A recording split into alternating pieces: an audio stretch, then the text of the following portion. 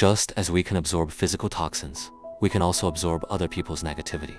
Research shows that sustained exposure affects both mental and physical health. The practical question is not whether negativity exists, it is how to limit its transfer into your own system. Prolonged contact with negativity can slowly shift how the brain operates. Anxiety rises, stress becomes more habitual. Pessimism starts to feel like realism.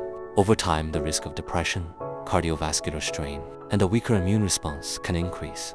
This is not poetry. It is the measurable cost of chronic emotional exposure.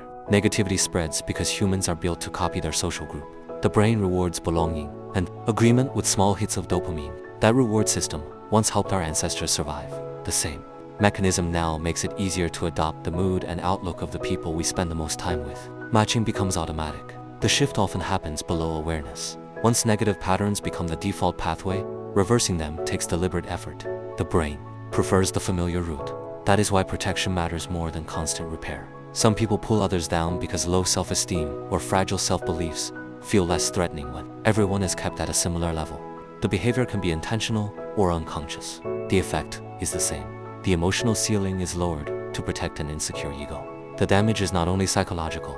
Negative emotion can impair memory and reasoning and has been linked to higher risk of heart attack and stroke. It can also weaken immune function, leaving the body more vulnerable. Mind and body share the load. So how do you protect yourself? First, lessen exposure. You may not be able to remove someone completely, but you can reduce frequency and duration. Second, strengthen your sense of self. Clear values and a stable identity make unfair criticism and ambient negativity easier to ignore. Third, understand that much of their negativity is projection of their own fears and insecurities. Seeing the source makes emotional detachment more possible. Fourth, remember that positivity spreads too. Your calm, gratitude, and resilience can influence the field without requiring you to fix anyone. Fifth, when appropriate, model gratitude rather than arguing with lack-focused thinking. Sixth, if someone close is struggling and open to it, gently point them toward real support. Seventh, stop replaying negative interactions in your mind. Choose where your mental energy goes. Invest hidden thoughts in people that support growth. Negative people are not villains. Their influence can still be harmful. You owe yourself the boundaries that protect mental and physical well-being. Reducing exposure, holding a stronger sense of self, and refusing to feed the loop are practical acts of self-respect.